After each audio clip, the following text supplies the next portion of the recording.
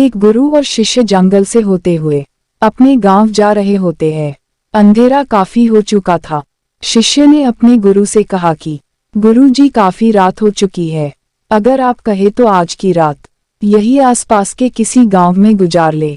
गुरुजी ने अपना सर हिलाया और वो आसपास के गांव में एक छोटे से घर के पास जाकर रुके। अब जैसे ही वहां गए तो गुरुजी के शिष्य ने दरवाजा ठकठकाया।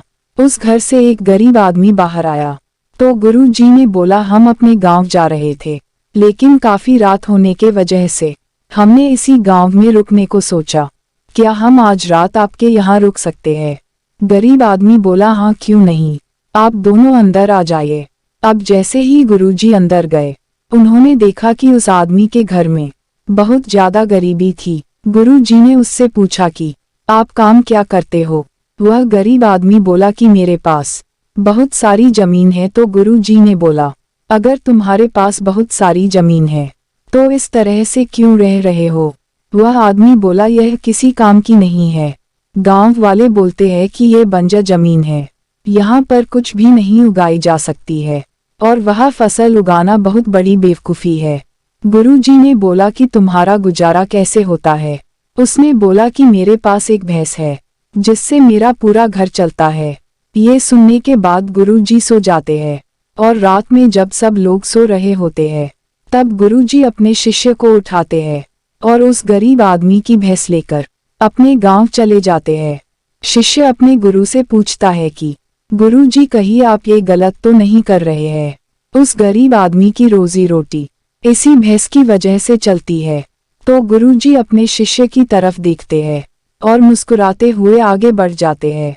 उस बात को तकरीबन 10 साल गुजर जाती है और जो गुरु का शिष्य था वह बहुत बड़ा गुरु बन चुका था।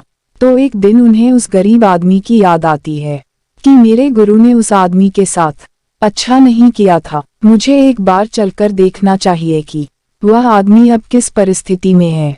वह शिष्य उस गांव की तरफ जाता है और वहां जैसे ही पहुंचता है तो वह देखता है कि जहां पर उस गरीब आदमी का झोपड़ा था वहां पर एक बड़ा ही आलीशान महल बन चुका था और उस झोपड़ी के बाहर जो बंजर जमीन थी उस पर फल और फूलों के बगीचे थे। तभी उधर से उस घर का मालिक आता है।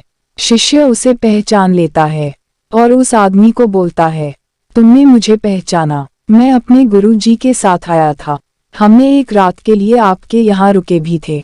वह आदमी उसे पहचान लेता है और बोलता है कि उस रात में आप कहाँ चले गए थे? और उस रात के बाद ही मेरी भैंस कहीं चली गई थी, मेरे पास कोई रास्ता नहीं था, तो मैंने अपनी जमीन पर मेहनत की और फसल निकल आई और आज मैं इस गांव का सबसे बड़ा और सबसे अमीर आदमी बन चुका हूँ। ये सुनने के बाद शिष्य के आंखों में अपने गुरु जी के लिए आंसू आ गए और उसे ये बात अब समझ आई और वो रोने लगा। इस कहानी से हमें ये सीख मिलती है कि हमारे अंदर ऐसी बहुत सी टैलेंट छुपी हुई है, लेकिन हमें कोई ना कोई चीज रुका कर रखी है। वो आपके फैमिली वाले भी हो सकते हैं, आपको जॉब भी हो सकती है, कुछ और भी हो सकता है। देखिए, आपके पास भी तो भैंस की जैसी कोई दूसरी चीज तो नहीं है जिसने आपको आगे बढ़ने से रोक कर रखा है। आपको ये वीडियो कैसा लगा?